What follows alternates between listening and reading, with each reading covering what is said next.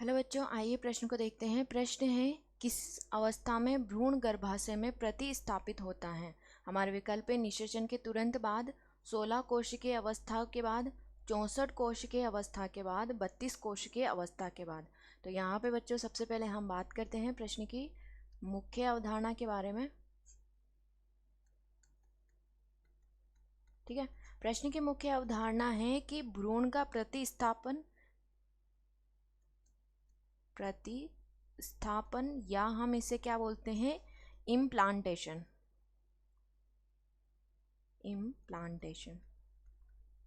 क्या होता है,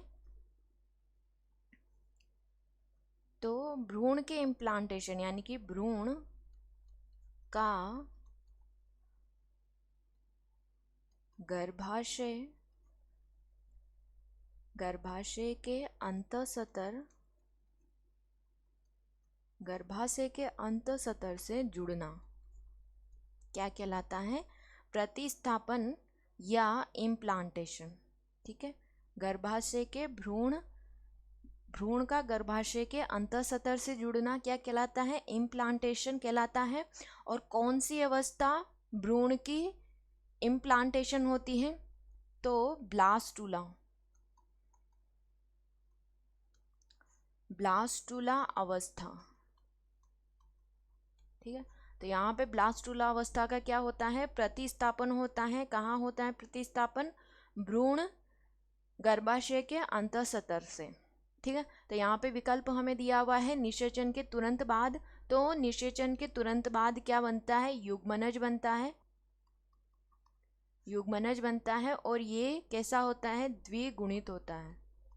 तो ये भी हमारा विकल्प नहीं होगा। ठीक है, विकल्प बी हमें दिया हुआ है 16 कोशिकीय अवस्था। तो 16 कोशिकीय अवस्था को क्या कहते हैं, मोरूला अवस्था कहलाती है। तो ये भी हमारा विकल्प नहीं होगा। 64 कोशिकीय अवस्था के बाद, ठीक है, तो 64 कोशिकीय अवस्था का भी इम्प्लांटेशन नहीं होता है, तो ये भी हमारा विकल्प नहीं होगा।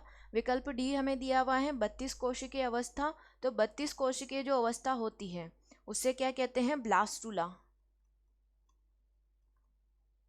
ब्लास्टुला अवस्था। ठीक है, और ब्लास्टुला भ्रूण की जो ब्लास्टुला अवस्था होती है उसी का क्या होता है, प्रतिस्थापन या प्रतिस्थापित होता है। कहाँ पे, गर्भाशय के अंतःसतर में। ठीक है, तो विकल्प डी हमारा क्या होगा, सही विकल्प होगा। आशा करती हूँ आप इसे अच्छी तरह समझ गए होंगे। धन्यवाद।